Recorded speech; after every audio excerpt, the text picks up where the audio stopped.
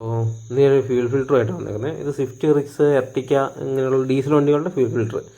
ഇതിന് ഏകദേശം ഒറിജിനൽ സാധനത്തിന് 1220 രൂപ വരെയുണ്ട്. ഇത് ലോക്കൽ കിട്ടും, ഇതിനേക്കാളും വില കുറവുണ്ട് ലോക്കലിൽ. പക്ഷെ അത് നോക്കണ്ട, 1220 രൂപ കൊടുത്ത് ഒറിജിനൽ തന്നെ ഇടുന്നതാണ് നല്ലതെന്നാണ് എൻ്റെ ഒരു അഭിപ്രായം.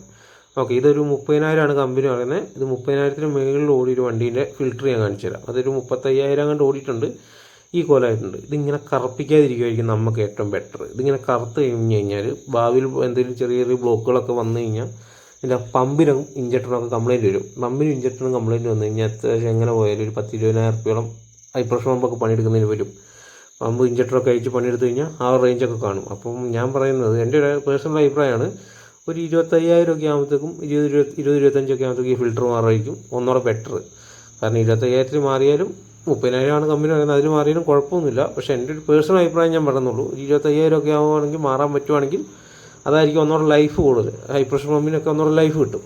ഒരു ഇൻഫോർമേറ്റീവ് വീഡിയോ ആയിട്ട് പറഞ്ഞതേ ഉള്ളൂ.